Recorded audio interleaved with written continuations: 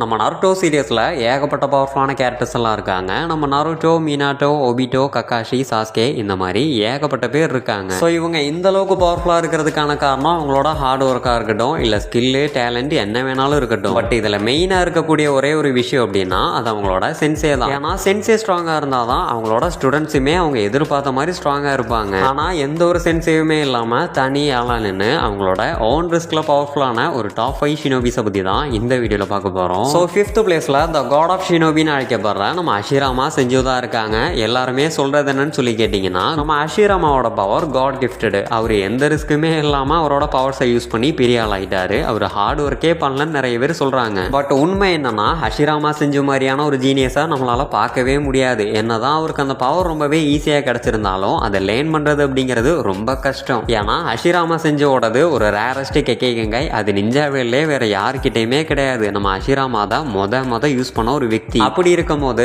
அவராக தான் அதை கற்றுக்கணுமே தவிர நம்ம அஷிராமாக்கு வேற யாராலுமே டீச் பண்ண முடியாது. இங்கே நம்ம நோட் பண்ண வேண்டிய ஒரு விஷயமே இதுதான். பொதுவாகவே நம்ம கிட்ட ஒரு பவர் இருக்கிறத தாண்டி அதை நம்ம எப்படி கையாளுறோம் அப்படிங்கிறதுல தான் நம்ம மதிப்பே அடங்கி இருக்கு. ஃபார் எக்ஸாம்பிளுக்கு நம்ம கிட்ட இப்போ ஒரு சூப்பர் பவர் இருக்குன்னு வச்சுக்கோங்க. அதை நம்ம நல்லதுக்கு யூஸ் பண்றோமா இல்லை கெட்டதுக்கு யூஸ் பண்றோமா இல்லை யூஸ் பண்ணாம தண்டமா இருக்கோமா, ஸோ இதை பொறுத்து தான் நம்ம மதிப்பே அடங்கி இருக்கு. ஸோ அந்த விதத்தில் யாரோட ஹெல்ப்புமே இல்லாம தனியாலாம் நின்று காட் லெவல் பவர்ஸ் அச்சீவ் பண்ணவரால் தான் த காட் ஆஃப் ஷினோபி நம்ம அஷிராமா செஞ்சு. இனி 4th பிளேஸ்ல தைஜுட்ஸோட கிங்கான த ரெட் பீஸ்ட் மைட் காய் தான் இருக்காரு. நம்ம எல்லாத்துக்குமே தெரியும் மைட் காய்க்கு சென்சே அப்படிங்கிற ஒரு ஆள் கிடையவே கிடையாது. ஸோ என்னதான் மைட் காயோட ஒரு ஃபாதர் நல்ல ஒரு டீச்சரா இருந்தாலும் இந்த 8th கேட் இப்படி தான் ஒர்க் ஆகுது அப்படின்னு சொல்லி காமிச்சிருப்பாரே தவிர அவரால் அதை டீச் பண்ண முடிஞ்சிருக்காது. ஏன்னா அதுக்குள்ள அவர் இறந்து போயிருப்பாரு. ஸோ அது மட்டும் இல்ல, இந்த 8th இன்னர் கேட்டை யாராலையும் யாருக்குமே டீச் பண்ண முடியாது. அவங்களோட ஓன் ரிஸ்க்ல இதை கத்துக்கிட்டாதான் உண்டு. ஸோ அப்படி கத்துக்கணும் அப்படின்னாலும் கூட நீங்கள் நம்ம மைட் காய், ராக்லி மாதிரி வாழ்க்கை ஃபுல்லாக ட்ரைனிங் எடுத்து பாடி மசிலை கல்லாக்கினா மட்டும்தான் முடியும். ஏன்னா இது ஒரு சக்கரா பேஸ்டு ஜுட்ஸு கிடையாது.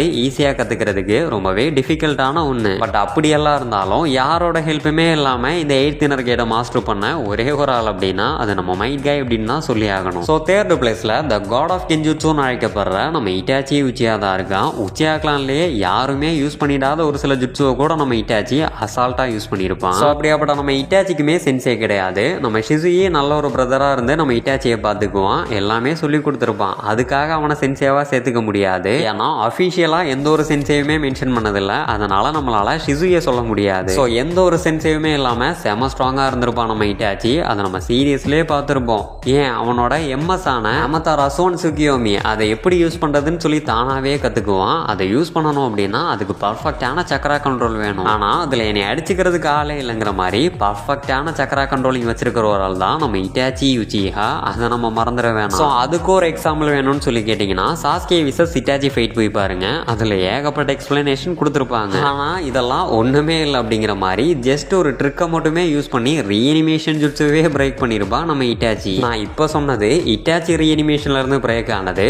பட் இட்டாச்சி ரீஅனிமேஷன் ஜுட்ஸுவை ரிலீஸ் பண்ணது ஒக்காமக்கா வேற லெவல் அப்படின்னு தான் சொல்லி ஆகணும். ஸோ அதுக்கான காரணமே யார் என்ன நினைச்சாலும் ஏன் என்னை புதைச்சாலும் கூட இந்த ரீஅனிமேஷன் ஜுட்ஸுவை ரிலீஸ் பண்ண முடியாதுன்னு சொன்ன கபூட்டோவை வச்சு ரீஅனிமேஷன் ஜுட்ஸுவை ரிலீஸ் பண்ண வச்சிருப்பான் நம்ம இட்டாச்சி. அதுவும் ஈசனாமி யூஸ் பண்ணி. இந்த இடத்துல நம்ம நோட் பண்ண வேண்டிய ஒரு விஷயம் என்னன்னா, ஈசனாமி யூசர்ஸோட ஸ்டோரியை மட்டுமே கேட்டுட்டு தான் அவன் இந்த இடத்துல ஈசனாமி யூஸ் பண்ணியிருப்பான். அதை நம்ம மறந்துட வேணாம். ஸோ இனி 2nd பிளேஸ்ல த கோஸ்ட் ஆஃப் தி உச்சியாவான நம்ம மதரா உச்சியா தான் இருக்காரு. நம்ம மதரா அஷிராமா இவங்க 2 பேருமே ஒரே மாதிரி தான். ஏன்னா 2 பேத்துக்குமே சென்சே இல்லை. ஆனால் காட் லெவல் பவர்ஸை அச்சீவ் பண்ணியிருப்பாங்க. ஆனால் இதில் என்ன ஒரு ஹைலைட்டான விஷயம்னு சொல்லி பார்த்தீங்கன்னா, மீதி இருக்கிற எல்லா ஷினோபிஸுமே ஒரு ஜுட்ஸுவை கற்றுக்கிட்டு அதை ப்ராக்டிஸ் பண்ணி இதை நம்ம மாஸ்டர் பண்ணிட்டோம்னு சொல்லி கன்ஃபார்ம் பண்ணதுக்கு அப்புறமா தான் வார்லேயே வந்து ஃபைட் பண்ணுவாங்க. ஆனால் நம்ம மதரா சைடு வந்தீங்க அப்படின்னா அவர் வாரில் ஃபைட் பண்ணி தான் ஒவ்வொரு ஜுட்ஸுவுமே கற்றுக்குவார். ஸோ இனி அதவா மதராவோட அப்பா அவருக்கு ஹெல்ப் பண்ணியிருந்தாலும் கூட அதெல்லாம் யூஸ்லெஸ்ன்னு தான் சொல்லி ஆகணும். ஏன்னா நம்ம கற்றுக்கிறது ஒன்றா இருந்தாலும் வாரில் எக்ஸ்பீரியன்ஸ் பண்ணுறது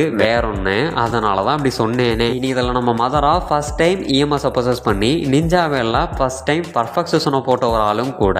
ஸோ அது கூடவே சேஜ் ஆஃப் 6 பாத்ஸ்க்கு அடுத்ததா அவரோட ஓன் டிஸ்கில் ரினேகனுமே அவைக்கன் பண்ணியிருப்பாரு. அதுதான் இங்கே ரொம்ப பெரிய விஷயமும் கூட. பட் இதெல்லாம் ஒன்றுமே இல்லை அப்படிங்கிற மாதிரி டென்டில்ஸ் ஃபார்ம் அட்டென்ட் பண்ணி ரீஅனிமேஷன் ஜுட்ஸுவை பிரேக் பண்ணி பேக் டு லைஃப் வந்து என்னென்னமோ தலைமை செஞ்சு விட்டுட்டு போயிருப்பான். சொன்னால் சொல்லிக்கிட்டே நம்புறோம்ல. த 2nd ஹோகாகேவான நம்ம டொபிராமா செஞ்சுதான் இருக்காரு. நம்ம அஷிராமா அண்ட் மதரா இவங்க கேட்டகரியில் சேர்ந்தவர் தான் இவரும். ஏன்னா வெறும் 1-2 ஜுட்ஸு மட்டும் இருந்த காலத்தில் உச்சியா சாடியோட அழிப்போம் அப்படின்னு சொல்லி சொல்லிட்டு பண்ணாரா இல்லை ஏன் பண்ணாருனே தெரில. கிட்டத்தட்ட 2000 ஜுட்ஸு கிட்ட கிரியேட் பண்ணி விட்டுட்டு போயிருப்பான் மனுஷன். இதில் அவர் கிரியேட் பண்ண முக்கால்வாசி இதுவுமே ஃபேவரட் ஜுட்ஸு தான். அதில் நம்ம பார்த்த ஒரு சில ஜுட்ஸு தான் இந்த FTG ரீஅனிமேஷன் இந்த மாதிரி ஒரு சில ஜுட்ஸூஸ் எல்லாமே. ஆனால் இதில் என்ன ஒரு கரைச்சலான விஷயம்னு சொல்லி கேட்டிங்கன்னா, அவர் கிரியேட் பண்ணி விட்டுட்டு போன ஜுட்ஸுவை மாஸ்டர் பண்ணுறதுக்கே ஒரு சிலருக்கு எல்லாமே 4-5 வருஷம் தேவைப்பட்டிருக்கு. அதுதான் இங்கே ஹைலைட்டும் கூட. ஸோ இதில் அவர் கிரியேட் பண்ண ஜுட்ஸுவே இந்த அளவுக்கு இருக்குது அப்படின்னா, அவர் கிரியேட் பண்ணி யூஸ் பண்ணாமல் போன எத்தனையோ ஜுட்ஸு இருக்குது. அதை நமக்கு காட்டவே இல்லை, இனி காட்டவும் மாட்டாங்க.